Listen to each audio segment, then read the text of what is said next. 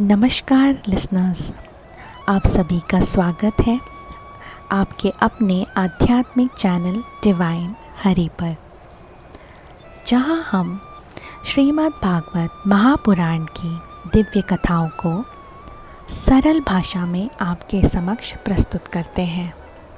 आज हम जानेंगे धूम मार्ग और आचरादि मार्ग से जाने वालों की गति के बारे में, जिसे स्वयं भगवान कपिल ने माता देवहूति को उपदेश रूप में सुनाया था। अगर आपने हमारा पिछला वीडियो नहीं देखा है तो उसका लिंक आपको डिस्क्रिप्शन पर मिल जाएगा। वीडियो शुरू करने से पहले आपसे निवेदन है, इस चैनल को सब्सक्राइब कीजिए, वीडियो को लाइक कीजिए, शेयर कीजिए और कमेंट में जय श्री हरि लिखकर अपनी श्रद्धा प्रकट कीजिए। तो चलिए आज की यात्रा को हम आरंभ करते हैं और बढ़ते हैं अपने अगले अध्याय की ओर। ओम नमो भगवते वासुदेवाय। श्रीमद् भागवत महापुराण स्कंद 3 अध्याय 32।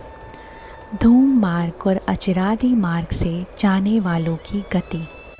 भगवान कपिल देव माता देवहूति से कहते हैं, जो मनुष्य गृहस्थ धर्म का पालन करता है लेकिन उसका उद्देश्य केवल धन, भोग और वासनात्मक इच्छाएं होती है, वह धीरे धीरे भगवत द्वार से विमुख हो जाता है। ऐसे लोग यज्ञ, पूजन और देवताओं तथा पितरों की आराधना तो करते हैं, परंतु भगवान की शरण में नहीं जाते। ऐसे लोग पुण्य के बल पर चंद्रलोक तक तो पहुंचते हैं, जहां वे सोमपान करके भोग भोगते हैं, लेकिन जब पुण्य क्षीण हो जाता है तो उन्हें पुनः पृथ्वी पर लौटना पड़ता है। ये लोग भी अत्यंत प्रलय के समय नष्ट हो जाते हैं। लेकिन जो भक्तजन भगवान की प्रसन्नता के लिए धर्म का पालन करते हैं, वे ना किसी फल की कामना करते हैं, ना ही संसार के भोगों में आसक्त होते हैं। वे शांत, शुद्ध चित्त, ममता रहित और अहंकार शून्य होकर अपने कर्तव्यों का पालन करते हैं। ऐसे सत्वगुणी भक्त अंत में देवयान मार्ग अर्थात अचिरादि मार्ग से भगवान श्री हरि के धाम में पहुँचते हैं और वहीं परम शांति को प्राप्त करते हैं। जो योगी जन हिरण्यगर्भ की उपासना करते हैं, वे सत्यलोक में ब्रह्मा के साथ निवास करते हैं। जब ब्रह्मा जी अपने द्विपरार्थ काल के अंत में प्रकृति में लीन हो जाते हैं, तब वे योगी जन भी उनके साथ परम ब्रह्म में लीन हो जाते हैं।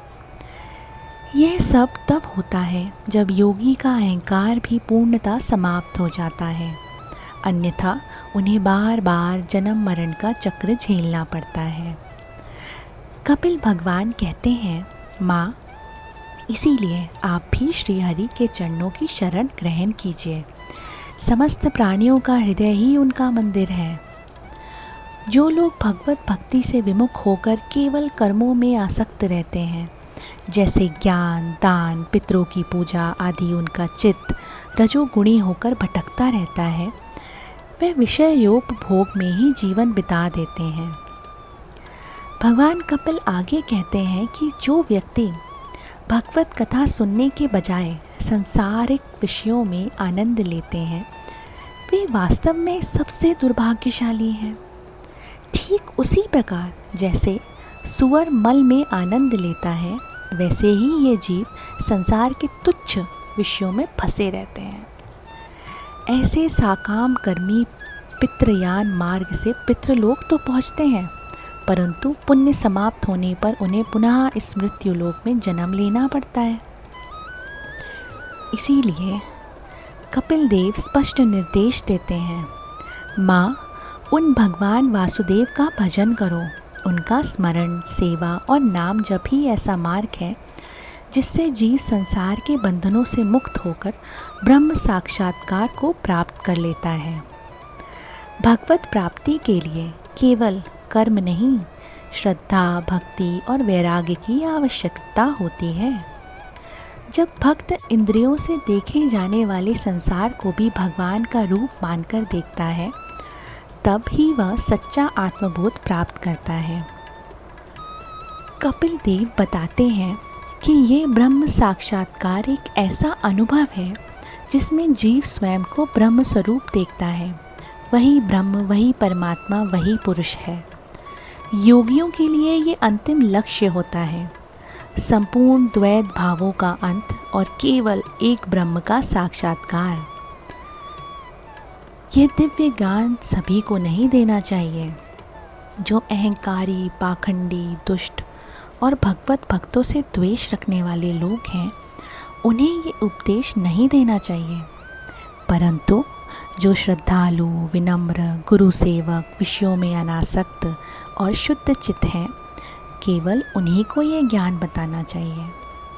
और अंत में भगवान कपिल ये वचन देते हैं, जो मनुष्य एक बार भी श्रद्धा से इस ज्ञान को सुनेगा या सुनाएगा, वह निश्चित ही मेरे परम धाम को प्राप्त हो जाता है।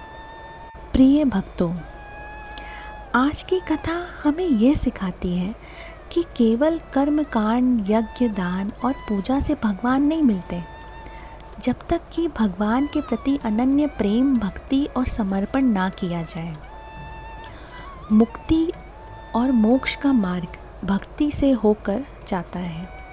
ध्यान रखिए, धूम मार्ग आपको फिर से संसार में लौटा देता है, लेकिन अचिरादी मार्ग भगवान श्री हरि की गोद में ले जाता है। इस प्रकार हमारा ये अध्याय यहाँ पर समाप्त होता है।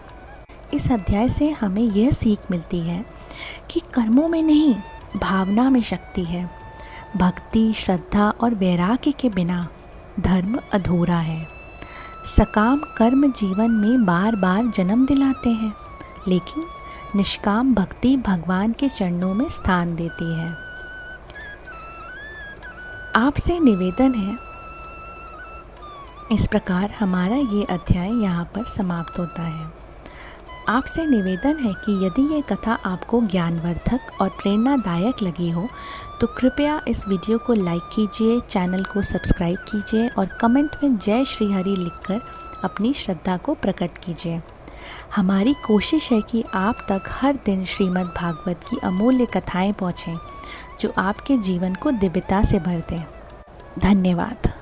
जय श्री हरि।